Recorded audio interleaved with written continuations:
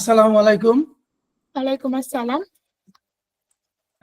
আমি আলামিন শেখ বাগেরহাট থেকে বলছি। আজকের ক্লাসে আমি 3 to 5 সম্ভবত আমাদের এখানে যারা উপস্থিত আছে তাদের সাথে আজকে আমার ক্লাস পরিচালনা করার কথা। এতক্ষণ যে কথা বলছিলেন তিনি কি আইসিটি অলিম্পিয়াডের কেউ না আমাদের জি, শিক্ষার্থী? আমি আজকে আইসিটি অলিম্পিয়াডে আপনার সাথে অ্যাজ আ কো-হোস্ট আছি। আমি আপনাকে সাহায্য করব, আজকে ক্লাস করার যাবতীয় যত কিছু আছে সেখানে সাহায্য করব। স্যার, আপনি শুরু করতে পারেন। কারিগরি সহযোগিতা হয়তো আমার যদি লাগে বসে তখন আমি সহযোগিতা চাইবো ইনশাআল্লাহ। জি, অবশ্যই। শেয়ার অপশনটা দিলে দিয়ে দিচ্ছেন, ধন্যবাদ। আমাদের এই মুহূর্তে আমরা কতজন উপস্থিত আছি? 71 জন উপস্থিত আছি। তো আমি আলামিন শেখ, আমি বাগেরহাট থেকে বলছি। আমার সাউন্ডে অসুবিধা হলে একটু নক দিলে হবে। আমি হেডফোন ছাড়া কথা বলছি। আমার ল্যাপটপে বিল্ডিং মাইক্রোফোন বা স্পিকার দুটোই মোটামুটি ভালো। তারপরে যদি অসুবিধা হয় তো আমাকে একটু জানালে হবে বা হ্যান্ড রেজ করলে আমি চেষ্টা করব। তো যারা সাথে আছো, এখানে টার্মস এন্ড কন্ডিশন কি আছে, ক্যামেরা অন করার কোনো বিষয় আছে কিনা বা মিউট আনমিউটের ব্যাপারে কোনো কথা থাকলে আমাদের যিনি আছেন কর্তৃপক্ষ উনি জানাবেন। আর তোমাদের যে সুবিধা, আমি একটা টপিকের পরে তোমাদের সাথে কথা বলবো। এরপরে আমাদের মূলত আজকে সাইবার সিকিউরিটি নিয়ে কাজ, সমসাময়িক একটা বিষয়। আমি নির্দিষ্ট অংশের পরে আমি তোমাদের সাথে কনভারসেশন করব, এরপর আবার পরের ধাপে যাব। মোটামুটি আমি 3টা ধাপে এই 1 ঘন্টায় তোমাদের সাথে থাকবো ইনশাআল্লাহ। তো আমি আমার প্রেজেন্টেশনটাকে একটু করে স্ক্রিনটা শেয়ার করে নিচ্ছি। ছোট্ট একটা প্রেজেন্টেশন আছে আমার।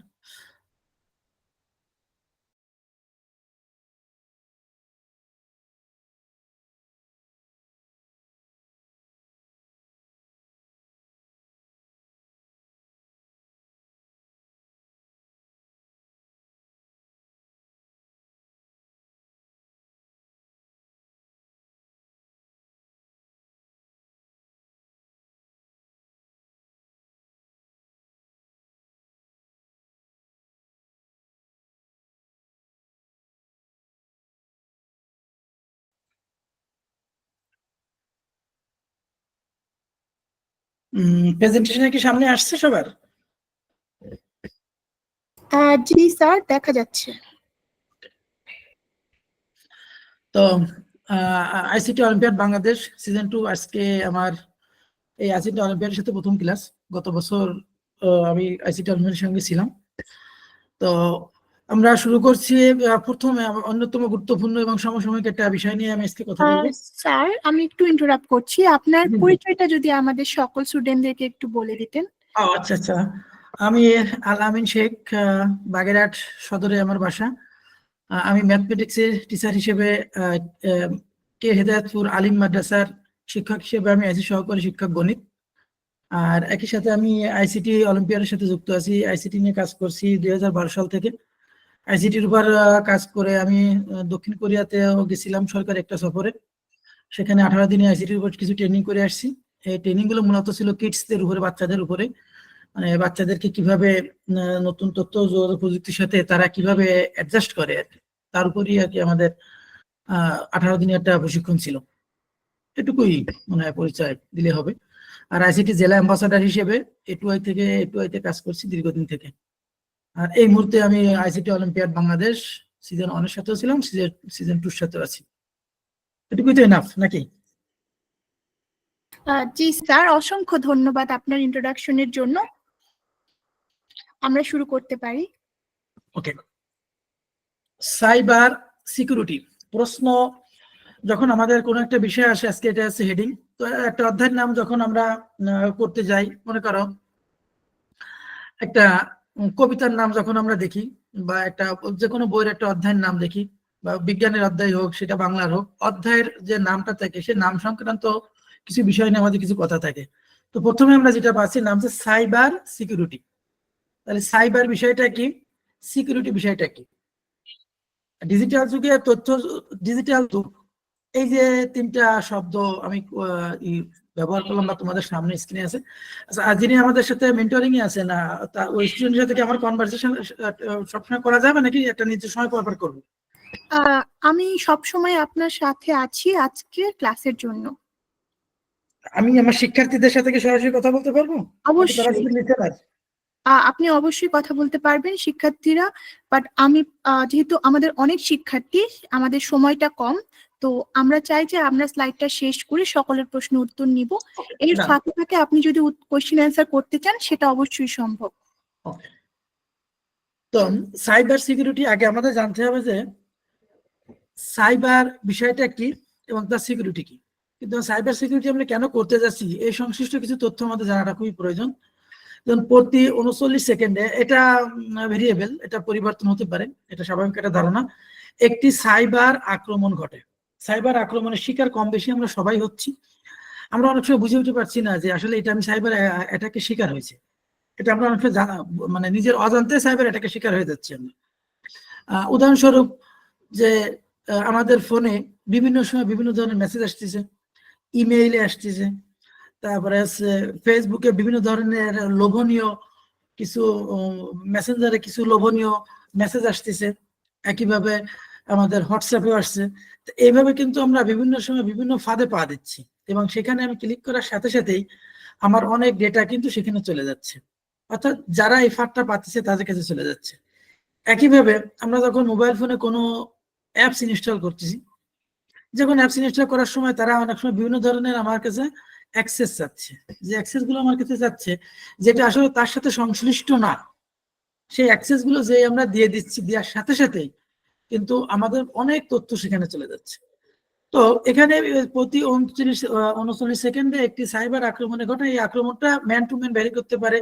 এই আক্রমণটা কোনো প্রতিষ্ঠানের সাথে হতে পারে, সেটা কোনো শিক্ষা প্রতিষ্ঠান হতে পারে, সেটা কোনো ব্যবসায়িক প্রতিষ্ঠান হতে পারে, সেটা সরকারি কোনো সংস্থা হতে পারে। যেমন আমরা বিভিন্ন শিক্ষা বোর্ড হতে পারে, বিভিন্ন কারণে বিভিন্ন জায়গায় কিন্তু এই ঘটনাগুলো ঘটছে। সেখানে একটা সাধারণ ধারণা এখানে দিয়ে দেওয়া হয়েছে যে প্রায় 39 সেকেন্ডে এটা ঘটছে। এটা কখনো 21 সেকেন্ডে একটা ঘটতে পারে, কখনো 45 সেকেন্ডে এটা ঘটতে পারে। এবার এই সাইবার সিকিউরিটি কি এবং কেন, তো আমরা সেখানে যাব। আসলে সাইবার বলতে আমরা আসলে কি বুঝি, সাইবার বিষয়টা কি? যারা শিক্ষার্থী আছো তারা স্ক্রিনশট নিতে পারো, বা আমি স্ক্রিন কিছু সময় রাখবো এখানে, তোমরা সেটাকে লিখেও নিতে পারো। দুটোই তোমাদের জন্য যেটা সুবিধা সেটা করো, তবে লিখে নিয়েটা বেশি গুরুত্বপূর্ণ। যদি কোনো টেক্সট বেশি বড় হয়ে যায় তখন সেটা স্ক্রিনশট নিয়ে, এবং ক্লাস শেষের সাথে সাথে অবশ্যই সেটা নোট নিবে, আমি আশা করি। তাহলে দেখো, সাইবার বলতে আমরা এমন একটা ভার্চুয়াল বা ডিজিটাল জগৎ বুঝি। ভার্চুয়াল জগৎটা কি? ভার্চুয়াল জগৎ হচ্ছে তেমনি একটা জগৎ যে জগতে আমরা সরাসরি প্রবেশ করি না, কিন্তু সেই জগতের প্রায় সবকিছু অনুভব করতে পারি। প্রায় কথাটা বললাম এই কারণে, কারণ একেবারে কাছাকাছি চলে যাই কিন্তু ঠিক সেই জায়গাটা পৌঁছাই না। মাত্র আমরা যারা হয়তো 3D মুভি দেখছি, বা এখানে যারা ঢাকায় আসো বা যারা ঢাকায় গেছো, সেখানে যে তোমরা হয়তো নব থিয়েটার দেখছো, তারপর হচ্ছে যে সিনেপ্লেক্সে মুভি দেখছো, এরকম বিভিন্ন জায়গায় যে তোমরা কিছু 3D মুভির মাধ্যমে কল্পনার জগতে অনেকটা প্রবেশ করার সুযোগ হয়েছে। এছাড়াও তুমি রোলার কোস্টারে না উঠেও রোলার কোস্টারের আবহ নিতে পারো। তো এই ভার্চুয়াল জগতের মধ্যে ভার্চুয়াল রিয়েলিটি নামে একটা শব্দ আছে, এর সাথে আরো দুটো আপডেট শব্দ যুক্ত হয়েছে, একটা হচ্ছে মেটাভার্স আর একটা হচ্ছে অগমেন্টেড রিয়েলিটি। এটা আরো বড় ক্লাসে যে ডিটেইল জানতে পারবো। আপাতত আমরা ভার্চুয়াল বিষয়টা জানলেই চলবে, অর্থাৎ মনের যে কল্পনাটা, সেই কল্পনাটাকে বাস্তবের খুব কাছাকাছি যে দেখতে পাওয়া, বাস্তবের খুব কাছাকাছি পৌঁছে যাওয়া, সেটাই হচ্ছে ভার্চুয়াল জগৎ, বা এখানে বলা হয়েছে ডিজিটাল জগৎ। ডিজিটাল কথা হয়তো তোমরা সবাই জানো, আমরা যে সমস্ত ইলেকট্রনিক ডিভাইস ইউজ করি না কেন, সবকিছুই ডিজিট দিয়ে, তো সবকিছুই কার্যক্রমগুলো মূলত ডিজিটের মাধ্যমে, 0 আর 1 বাইনারি সংখ্যা, তোমরা জানো বিষয়টা অনেকেই। যে কারণে এটা সমস্ত ডিভাইস এগুলোকে ডিজিটাল ডিভাইস বলা হয়। এটা বিভিন্ন সিগন্যাল বা বিভিন্ন কথা আছে, এটা হয়তো পরবর্তী কোনো ক্লাসে তোমাদের সাথে আমার বা অন্য কারোর সাথে হতে পারে। ইন্টারনেট যে শব্দটা আসছে, আমরা ইন্টারনেট শব্দটা প্রতিনিয়ত ইউজ করে যাচ্ছি। ইন্টারনেটের পূর্ণরূপটা আমরা একটু মনে রাখবো, এটা হচ্ছে ইন্টারন্যাশনাল নেটওয়ার্ক। অর্থাৎ সারা পৃথিবী জুড়ে যে নেটওয়ার্কিং যে ব্যবস্থাটা তৈরি হয়, নেটওয়ার্ক কথার অর্থ হচ্ছে এখানে একটা যোগাযোগ ব্যবস্থা তৈরি, এবং এটা যখন ইন্টারন্যাশনালি হয়ে যায় তখন সেটাকে মূলত আমরা ইন্টারনেট বলে থাকি। বিভিন্ন ডিজিটাল প্রযুক্তির মাধ্যমে তথ্য আদান প্রদান, যোগাযোগ এবং কাজ সম্পন্ন করা যায়। ডিজিটাল প্রযুক্তি, এটা ডিজিটাল টেকনোলজি, বিভিন্ন প্রযুক্তি। এখানে এখন তো স্মার্ট ওয়াচ থেকে শুরু করে অনেক কিছু প্রযুক্তির মধ্যে চলে আসে, তুমি চশমা ইউজ করতে পারতেছো। তো এখন আমরা অনেকেই, অনেক শিক্ষার্থীকে বিশেষ করে মারা ছোট একটা, অনেক ছোট যে ন্যানো সিম বলা হয়, ওই সিম গুলো হাতের ঘড়িতে দিয়ে দিচ্ছে, এবং ওই ঘড়ির মাধ্যমে কিন্তু সন্তানদের সাথে মা বাবারা যোগাযোগ করতেছে, যেহেতু মোবাইল ফোন নিয়ে সব জায়গায় তোমাদের অ্যাক্সেস থাকে না, এই কারণে কিন্তু এই যোগাযোগটা তৈরি হয়েছে। অর্থাৎ ডিজিটাল প্রযুক্তি এখন প্রত্যেকটা ডিভাইসের সাথে হয়ে যাচ্ছে, ক্যামেরার সাথে হয়ে গেছে, চশমার সাথে ইতিমধ্যে হয়ে গেছে। এটা হচ্ছে ডিজিটাল প্রযুক্তির অংশ।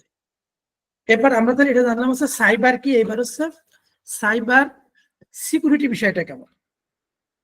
তাহলে সাইবার সিকিউরিটিটা কি, দেখো সাইবার সিকিউরিটি হচ্ছে ডিজিটাল সিস্টেম ও নেটওয়ার্কের সুরক্ষা। আমরা যেমন স্যার আমাদের আপনার পাশের প্রথম বাড়িতে স্লাইডে দেখাচ্ছে, স্যার সরি সিকিউরিটির করছি, মাধ্যমে নিরাপত্তা আপনার প্রথম দিচ্ছি। স্লাইডেই দেখাচ্ছে। হ্যাঁ জি, কোনো সমস্যা? আপনি কি স্লাইড চেঞ্জ করেছেন? কারণ আমরা আপনার প্রথম স্লাইডে দেখতে পাচ্ছি। হ্যাঁ, আমি পরের স্লাইডে আসছি, স্লাইডটা দেখা যাচ্ছে না? ওকে, এরপরে যে সাইবার সিকিউরিটি হলো যে হোয়াইট কালার যে লেখাটা টেক্সট, এটা কি দেখা যাচ্ছে এবার? সাইবার সিকিউরিটি হলো জি ডিজিটাল। দেখা যাচ্ছে। ওকে, ঠিক আছে। তো সাইবার সিকিউরিটির বিষয়টা কি, আমি এখানে কয়েকটা মেইন পয়েন্টকে এখানে নিয়ে আসছি। সাইবার সিকিউরিটি নিয়ে যদি আমরা শুধুমাত্র এই একটা শব্দের উপরই দীর্ঘক্ষণ কথা বলা যাবে, আমরা মেইন যে বিষয়গুলো আছে সেটা নিয়ে আসছি। যে মূল কথা হচ্ছে সিকিউরিটি, আগে আমরা সাইবারটা শিখছি, সাইবারটা কি, এবার সিকিউরিটি কি, সিকিউরিটি হচ্ছে কি নিরাপত্তা। অর্থাৎ আমি আমার এই অনলাইনে কার্যক্রমগুলোকে কিভাবে নিরাপত্তা দেব, বা এই নিরাপত্তা ব্যবস্থাটা কি, সেটা হচ্ছে cyber security. Cyber security digital system ও নেটওয়ার্কের সুরক্ষার একটা ব্যবস্থা। সেখান থেকে কি হবে, ডেটা চুরি, হ্যাকিং, ক্ষতিকর সফটওয়্যার যেগুলোকে ম্যালওয়্যার বলা হয়, এবং সাইবার আক্রমণ থেকে রক্ষা করে। এবার একটি কম্পিউটার সিস্টেম, এখানে কমা দিয়ে দিয়ে সব টপিকগুলো ঢুকায় দেওয়ার চেষ্টা করা হয়েছে। এটি computer system, server, mobile device, network এবং ইলেকট্রনিক ডেটা নিরাপত্তা নিশ্চিত করে। এর ভিতরে যে শব্দগুলো আমরা ব্যবহার করছি, এই কোনো শব্দ যদি কারো কোনো সমস্যা থেকে থাকে তাহলে নোট রাখো, শিক্ষার্থীরা পরবর্তীতে এই শব্দ ব্যাখ্যা দিব। এটা ছিল মূলত হচ্ছে আমাদের সাইবার সিকিউরিটি বিষয়টা কি। এবার সাইবার সিকিউরিটি কাজ কি, এই সাইবার সিকিউরিটি কি করবে আসলে? গোপনীয়তা রক্ষা খুবই গুরুত্বপূর্ণ একটা বিষয়, যেটা যারা একটু প্রতিনিয়ত খবর শোনো বা আপডেট নিউজ জানো বা নিউজের দিকে খেয়াল করো, তারা জানো যে এই গোপনীয়তা রক্ষা করার পিছনে অনেক গুরুত্বপূর্ণ ভূমিকা পালন করতে হয়, অনেক প্রচুর পরিমাণ অর্থ ব্যয় করতে হয়। জানো যে উইকিলিক্স প্রতিষ্ঠাতা জুলিয়াস অ্যাসাঞ্জ একসময় পুরো পৃথিবীতে গোপনীয় তথ্যগুলো সব উন্মুক্ত করে দিয়ে একটা ঝড় তুলেছিল, বিশেষ করে আমেরিকান কয়েক লক্ষ গোপন নথি ফাঁস করে দিয়েছিল। অর্থাৎ সাইবার সিকিউরিটি অন্যতম গুরুত্বপূর্ণ কাজ হচ্ছে গোপনীয়তা রক্ষা করা। আবার আরেকটা বিষয় জানো, হয়তো অনেকে বাংলাদেশ ব্যাংক থেকে প্রায় 800 কোটি টাকা চুরি হয়ে গেছে, সেখানে কিন্তু এই সিকিউরিটির অভাব ছিল। এখানে গোপনীয়তা রক্ষারও কিছু অভাব ছিল, কারণ সেখানে একটা ইমেইল পাঠানো হয়েছিল, ডিটেইল আমি বলবো না, তো 1 মিনিট বা 30 সেকেন্ডে বলি। একটা ইমেইলের মাধ্যমেই মূলত একটা ছোট ভাইরাস ঢুকাই দেওয়া হয়েছিল, কম্পিউটার প্রিন্টার নষ্ট করে দেওয়া হয়েছিল, দিয়ে এমন ভাবে সিস্টেমটা সাজানো হয়েছিল, বাংলাদেশ যেদিন ছুটি শেষে ওপেনিং ডে হবে সেই দিন হয়তো আমেরিকায় ছুটি হবে, বিশ্ব ব্যাংক কাউন্সিলে ছুটি হবে। এইভাবে ওরা একটা সার্কেল তৈরি করে, একটা সিরিজ তৈরি করে কিন্তু মূলত তারা এই কাজগুলো করেছিল। কিন্তু এখানে গোপনীয়তা এবং সিকিউরিটি ব্যবস্থা থাকলে মূলত এই সিস্টেমটা হতো না। তো গোপনীয়তা রক্ষার মধ্যে দেখো, সাইবার সিকিউরিটি আমাদের ব্যক্তিগত তথ্য যেমন পাসওয়ার্ড, নাম, ঠিকানা, ছবি অপরিচিত থেকে রক্ষা করে। সবচেয়ে গুরুত্বপূর্ণ হচ্ছে এখানে যে পাসওয়ার্ড, এটা খুবই গুরুত্বপূর্ণ। এবং আমরা যারা বিভিন্ন শিক্ষা প্রতিষ্ঠানের সাথে যুক্ত আছি, আমাদের গভর্নমেন্টের নির্দেশনাই আছে এরকম যে প্রতি 3 মাস অন্তর অন্তর আমাদেরকে পাসওয়ার্ড গুলোকে চেঞ্জ করতে হয়। আমরা প্যাটার্ন করে করে পাসওয়ার্ড গুলো চেঞ্জ করি। তোমরা এখানে যখন পাসওয়ার্ড ক্রিয়েট করতে গেছো তখন দেখছো যে 1 2 3 4 5 6 দিলে পাসওয়ার্ড নিচ্ছে না, বা বলছে দুর্বল পাসওয়ার্ড, আবার সেখানে একটা ক্যাপিটাল লেটার দিতে হচ্ছে, একটা স্মল লেটার দিতে হচ্ছে, একটা সংখ্যা দিতে হচ্ছে, বিশেষ ক্যারেক্টার দিতে হচ্ছে, হ্যাশট্যাগ ইত্যাদি। তো এইভাবে হচ্ছে পাসওয়ার্ডের দিকে খুবই গুরুত্বপূর্ণ ব্যাপার এটা, পাসওয়ার্ড তৈরি করার ক্ষেত্রে বা পাসওয়ার্ড সংরক্ষণ করার ক্ষেত্রে। এবার হচ্ছে ভাইরাস থেকে রক্ষা করা।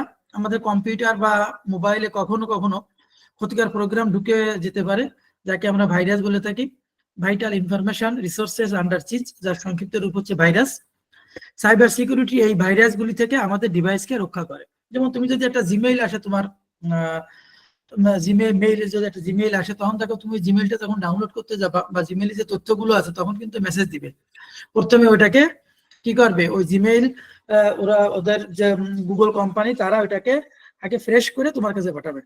এমনকি তুমি যদি কোনো থার্ড পার্টি ওয়েবসাইটে যে অ্যাপস তৈরি করো, সেই অ্যাপসকে যদি তুমি জিমেইলের মাধ্যমে পাঠাও, সেই অ্যাপসটা কিন্তু সে জিমেইল থেকে ডাউনলোড করতে পারবে না। এখন বিভিন্ন ধরনের থার্ড পার্টি প্রচুর জায়গায় আছে, অ্যাপস তৈরি করা যায়, ফ্রিতে অ্যাপস তৈরি করা যায়, কিন্তু এই অ্যাপস গুলো তুমি জিমেইলের মাধ্যমে পাঠাতে পারবে না। অনেকগুলোই পারবে না, কিছু কিছু পারবে। কারণ হচ্ছে কি যে সেখানে HTTP ওয়েবসাইট গুলো আছে, HTTPS দেওয়া থাকে না। তো সেটা নিয়ে সামনে যদি আলোচনা থাকে আমরা করব। তো ভাইরাস থেকে রক্ষা করবে সাইবার সিকিউরিটি যে কাজগুলো আছে, এখানে একটা ডায়াগ্রাম আছে, তোমরা ডায়াগ্রামটা দেখতে পারো যে সাইবার সিকিউরিটি এখানে ভাইরাস থেকে রক্ষা করা, গোপনীয়তা রক্ষা করা, অপরিচিতদের থেকে সাবধান থাকা, নিরাপদ ওয়েবসাইট ব্যবহার করা, এটা মোটা দাগে এই চারটে বিষয় দেওয়া হয়েছে। এর থেকে আরো অনেক বিষয়গুলো আছে তোমার। এখানে যেমন বলা হয়েছে যে তোমার ডেটা চুরি হয়ে যাবে, ডেটা চুরি থেকে তোমাকে রক্ষা করবে, তোমার হ্যাকিং এর হাত থেকে রক্ষা করবে, হ্যাকাররা যাতে তোমার ওয়েবসাইট হোক, সেটা অ্যাকাউন্ট হোক, যেন হ্যাক করতে না পারে, সেই হ্যাকিং এর বিষয়টা আমাদের সামনে আসছে, আলোচনায় থাকবে আমাদের। সাইবার সিকিউরিটির কাজটা কি, এটা কিন্তু গুরুত্বপূর্ণ একটা অংশ, খেয়াল রাখবো আমরা।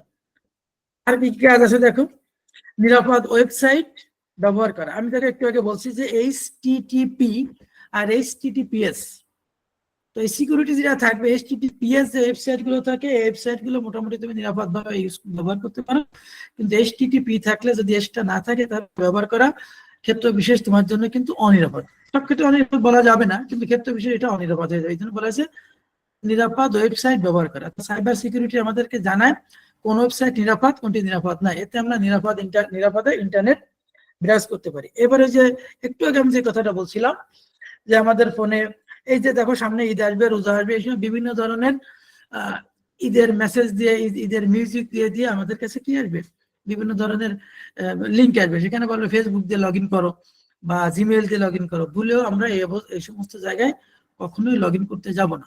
গেলেই কিন্তু আমরা বিভিন্ন ধরনের ফাঁদে পা দেওয়ার অবস্থা হয়ে যাবে। তো এই ব্যাপারে আমরা সাবধান থাকবো। যেমন অপরিচিতদের মেসেজ বা লিঙ্ক থেকে সাবধান থাকা, অপরিচিত মেসেজ বা লিঙ্ক থেকে সাবধান থাকতে হবে, কারণ তারা আমাদের কি করতে পারে, বড় ধরনের করে ক্ষতি করে দিতে পারে। যতগুলো অপরিচিত হবে সবগুলো ক্ষতি করে এটা ঠিক বলার সুযোগ নেই আমাদের। কেউ আছে যে এমনিতেই দেয়, কিন্তু তারপরে যেহেতু কোনটি নিরাপদ কোনটি অনিরাপদ আমরা জানি না, তাই অপরিচিত কোনো মেসেজ বা লিঙ্কে কোনো অবস্থাতে আমরা ক্লিক করবো না। এই একই টপিকটা আবার আছে। তো আমরা এই পর্যন্ত কি কি জানলাম? এই পর্যন্ত আমরা জানলাম সাইবার কি, সাইবার সিকিউরিটি কি, সাইবার সিকিউরিটির কাজ কি। এইবার হচ্ছে যে এই যে সাইবার সিকিউরিটি আমরা করতেছি কেন, কি কারণে করতেছি? কারণ সাইবার অপরাধ আছে, সেই অপরাধীদের হাত থেকে আমরা আমাদের ওয়েবসাইট, ওয়েব অ্যাকাউন্ট বা যা কিছু আছে, আমরা ইন্টারনেট ভিত্তিক এগুলো সবকিছুকে আমরা সাবধানে রাখতে চাচ্ছি। এই অপরাধটা কি আর কারা এই অপরাধ করছে, আমাদের এখন আলোচনা থাকবে সেই বিষয়টা নিয়ে। তো সাইবার অপরাধ আছে কি, ডিজিটাল প্রযুক্তি ব্যবহার করে অপরাধমূলক কার্যকলাপ, এটি ইন্টারনেটের মাধ্যমে ঘটে এবং এর মধ্যে বিভিন্ন ধরনের অপরাধ অন্তর্ভুক্ত আছে। তো আমরা সেই অপরাধগুলো নিয়ে একটু কথা বলবো।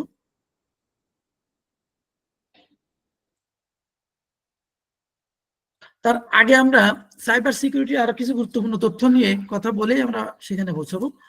তো সাইবার সিকিউরিটির গুরুত্বটা কি, অর্থাৎ আমরা কেন এই সাইবারকে কেন আমি সিকিউরিটিপূর্ণ অবস্থায় রাখবো। একটা শব্দে বানানে ভুল হতে পারে, আমি দ্রুত করা হয়েছে, তো এটা ক্ষমা সুন্দর দৃষ্টিতে দেখবো আশা করি। সাইবার সিকিউরিটি আসলে গুরুত্বটা কি, কেন সাইবার সিকিউরিটি দেওয়া হবে?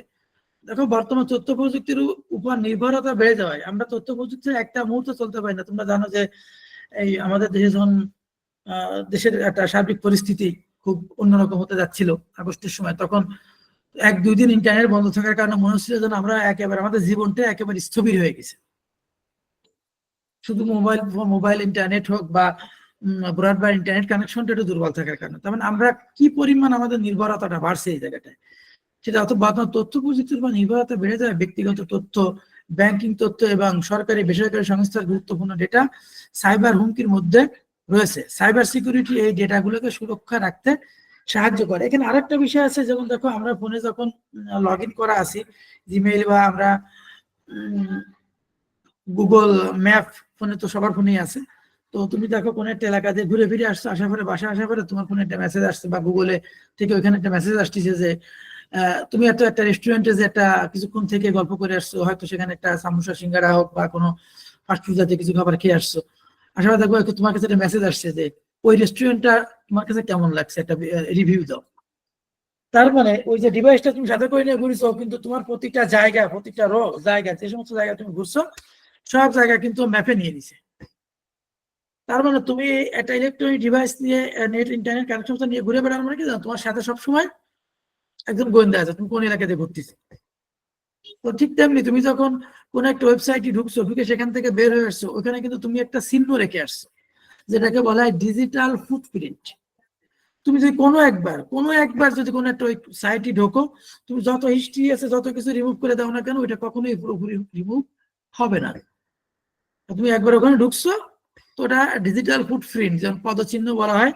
যেমন দেখো পুলিশ বিভিন্ন অপরাধীরা কি করে, সেখানে হস্ত চিহ্ন নেয়, তাই না? হাতের স্পর্শ আছে দেয়, রুমাল দিয়ে ধরে এসে দেখো, বা পায়ের চিহ্ন থাকলে সেগুলো সংগ্রহ করে, এটাও ঠিক তেমন। তো এই কারণে কোনো ওয়েবসাইটে তুমি ঢোকার ক্ষেত্রে খুব সাবধানতা অবলম্বন করবে। একই সাথে আরেকটা কথা সম্পূরকভাবে বলে যাচ্ছি, সেটা হচ্ছে যে ডার্ক ওয়েবে ঢোকার প্রতি একটা তীব্র আগ্রহ তোমাদের মধ্যে অনেকের মধ্যে কাজ করাবে অনেক। তো যেখানে কিছু কিছু ব্রাউজার আছে, যে ব্রাউজারে ডার্ক ওয়েবে ঢোকা যায়, তো আইসিটি সম্পর্কে একটা বেসিক নলেজ না হওয়া পর্যন্ত ওই ডার্ক ওয়েবের দিকে ভুলেও কখনো যাওয়ার চেষ্টা করবা না, সারফেস ওয়েব দিয়ে কাজ করবা।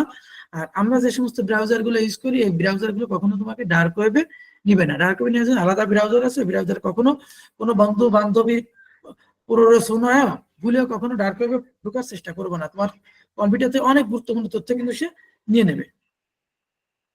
এরপরে পরের অংশে আসি, সাইবার সিকিউরিটি প্রধান উপাদানগুলো কি কি আছে দেখো। নেটওয়ার্ক সিকিউরিটি, তোমাকে আগে নেটওয়ার্কে সিকিউরিটি দিতে হবে। তারপর আছে, আমি এখান থেকে একটু গুরুত্ব নিতে হবে আমাকে, কারণ সামনে আরো কাজ আছে আমার। ইনফরমেশন সিকিউরিটি, গুরুত্বপূর্ণ তথ্যের গোপনীয়তা সঠিক এবং প্রাপ্ত নিশ্চিত করা। অপারেশনাল সিকিউরিটি, অর্থাৎ ডেটা ব্যবস্থাপনা, অ্যাক্সেস কন্ট্রোল, নিরাপত্তা নীতিমালা নির্ধারণ করা। ক্লাউড সিকিউরিটি, ক্লাউডটা সম্পর্কে আমি 30 সেকেন্ডের কথা বলি। অর্থাৎ আমরা যেমন ডেটাগুলো বিভিন্ন স্টোর, অনলাইনে আমরা স্টোর করে রাখি, এই যে অনলাইনে ডেটাগুলো আমরা রেখে দিই, ক্লাউড সিকিউরিটি বলা হয়, যেটা ক্লাউড কম্পিউটিংও বলা হয়, যেখানে আমরা ডেটাগুলো রাখি। তো এই জায়গাগুলো স্ট্রং সিকিউরিটি দিয়ে রাখতে হবে। এটাই বলা হয়েছে যেমন অনলাইনে সংরক্ষিত ডেটাকে হ্যাকিং ও অননুমোদিত পরিবেশ থেকে রক্ষা করা। অ্যাপ্লিকেশন সিকিউরিটি, অর্থাৎ সফটওয়্যার অ্যাপ্লিকেশনের দুর্বলতা খুঁজে বের করে নিরাপদ রাখা। অর্থাৎ তুমি যে সফটওয়্যার ব্যবহার করতেছো, যে সফটওয়্যার দিয়ে তুমি ইন্টারনেটে প্রবেশ করছো, সেটা কতটা নিরাপদ। যেমন আমি জানি না এটা কতটা সঠিক, আমাদের যেমন ইউসি ব্রাউজার নিয়ে অনেকে অনেক কথা বলে থাকে, আমি বাস্তবতাটা জানি না, এটা ব্যবহার করা নাকি খুব একটা নিরাপদ না।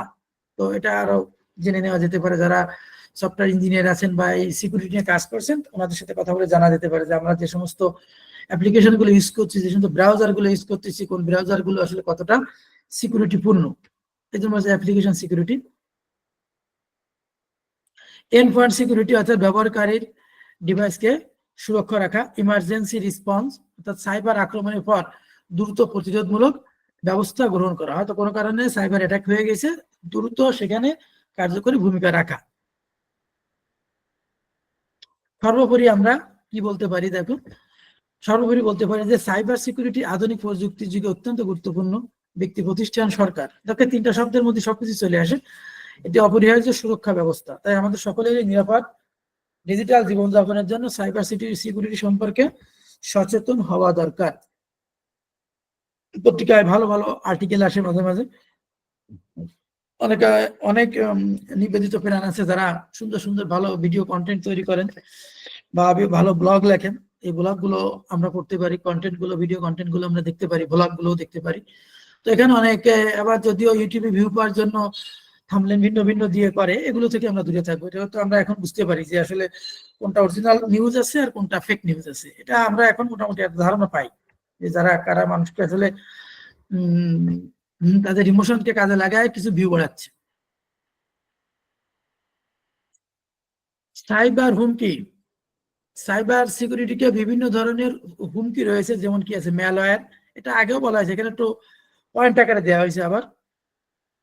তারপর আছে ফিশিং, ফিশিংটা হয়তো আমরা অনেকে জানি। ফিশিং কথার অর্থ হচ্ছে যে টোপ দেওয়া, টোপ দিয়ে কার্য উদ্ধার করা। তো মাছ ধরি যেটা, সেটাকে সেখান থেকে মূলত এইভাবে আর কি শব্দটাকে ইউজ করা হয় এখানে, যে অর্থাৎ টোপ দিয়ে যেমন মাছ ধরা হয়, তো ফিশিংটা হচ্ছে ঠিক তেমন তোমার সামনে এমন একটা কিছু দেওয়া হয় যেটা যেখানে তুমি প্রলুব্ধ হবা, তুমি লোভে পড়বা, সেখানে সেই লোভে পড়ার পরেই তোমার যাবতীয় তথ্য হোক বা অনেক কিছু তোমার কাছ থেকে নিয়ে নেবে। ওরা তো অনলাইনে তথ্যই নেয়।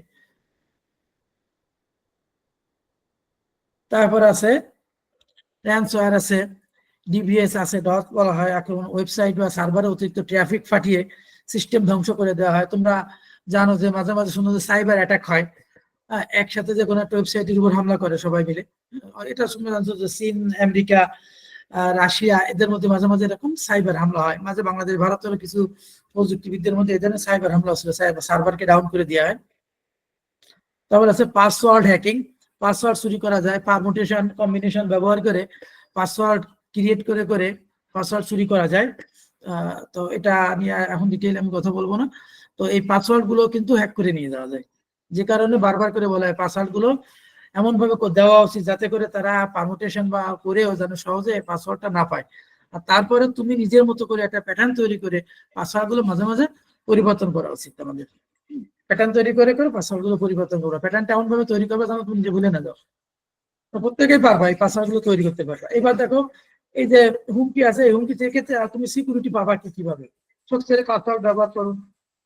এখানে সরি, বাইরে দিয়ে একটা যানবাহন যাচ্ছে।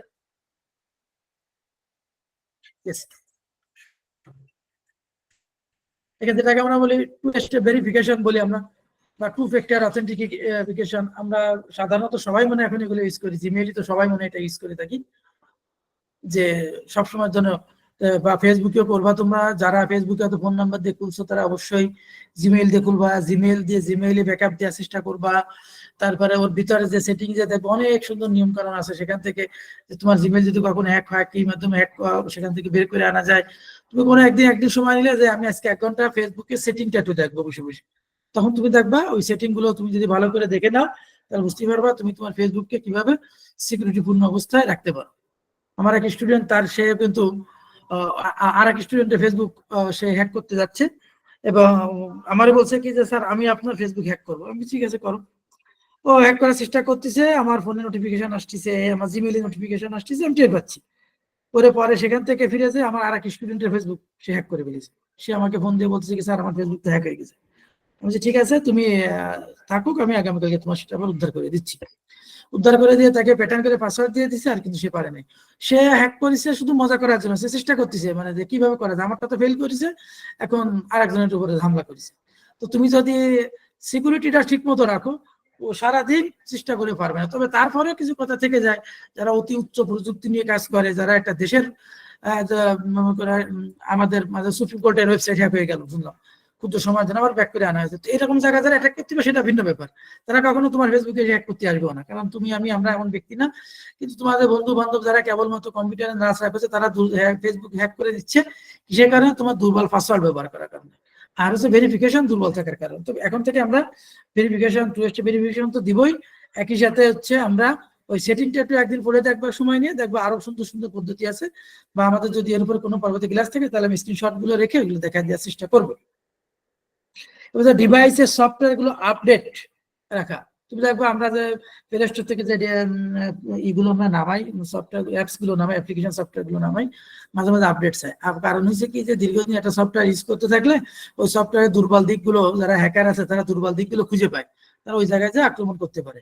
যে কারণে তারা কিছুদিন পর পর কিছু তাদের ব্যাকএন্ডের ডেটাগুলো চেঞ্জ করে ওটাকে আপডেট করতে থাকে।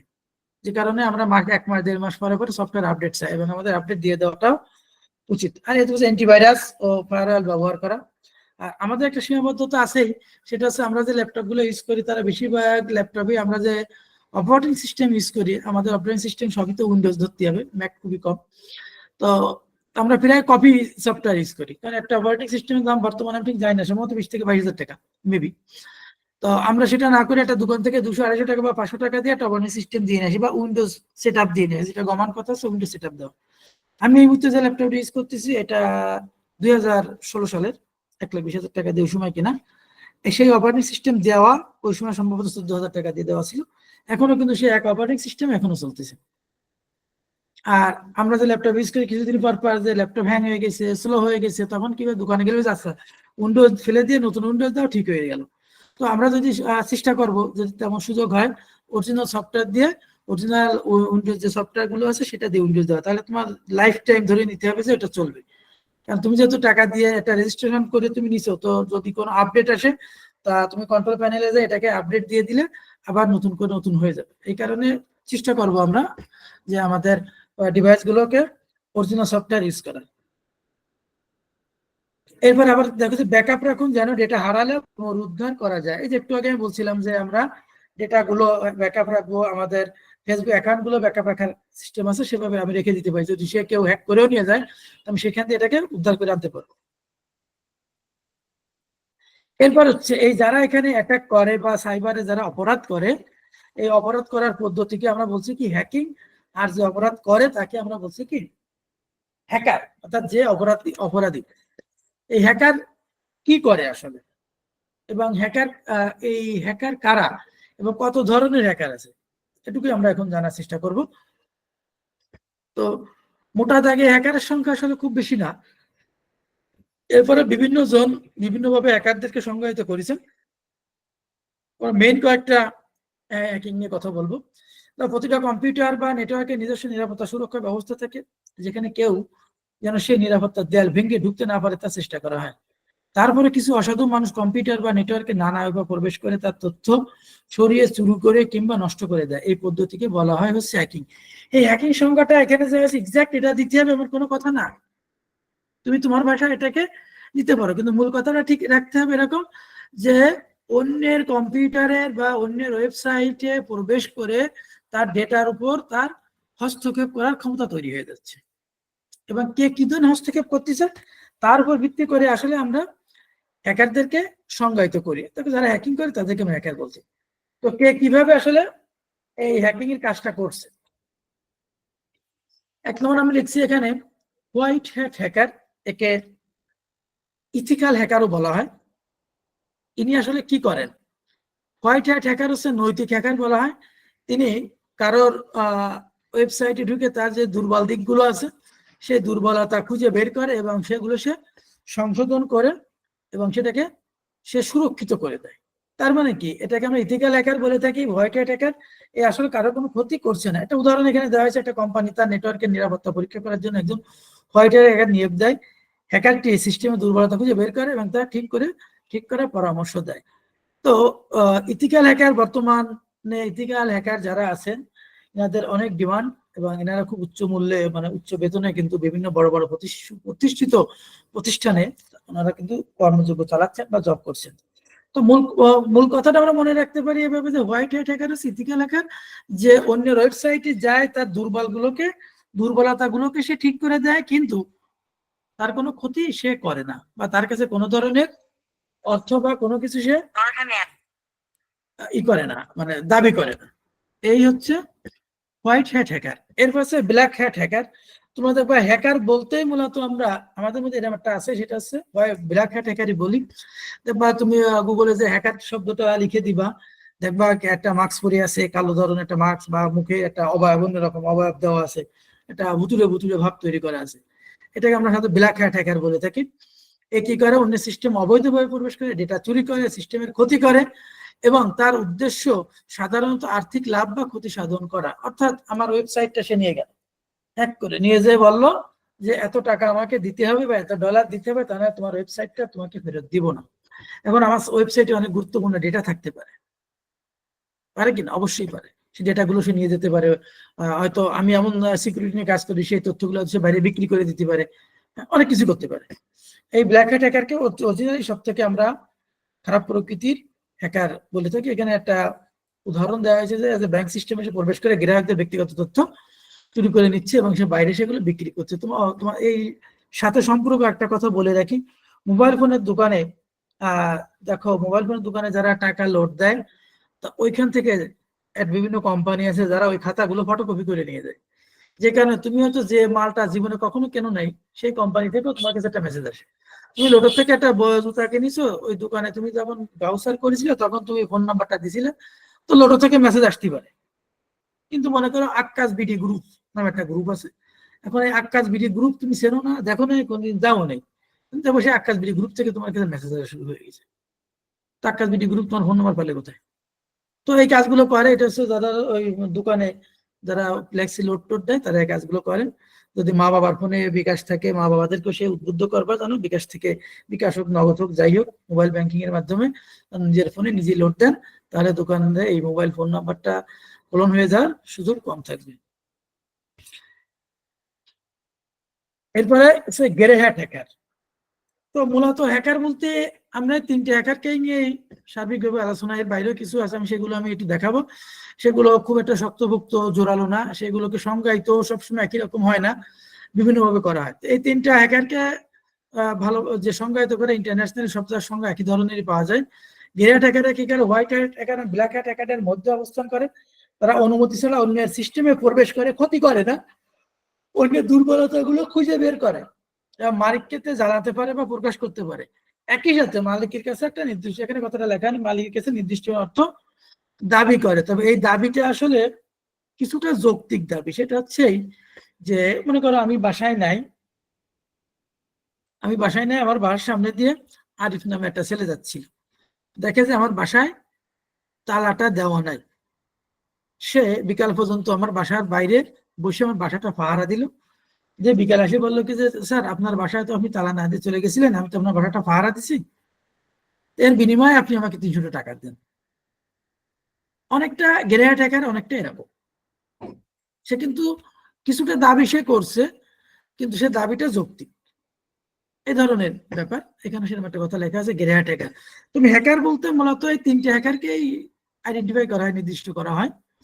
আর এরপরে আরো কিছু হ্যাকার আছে, এরকম তালিকা করলে অনেক সংখ্যক হ্যাকার পাওয়া যাবে। আমি কয়েকটা যা কম বেশি আলোচনায় আমি দেখি, বিভিন্ন জন আলোচনা করে বা এর উপর লেখালেখি পাই খুঁটিনাটি।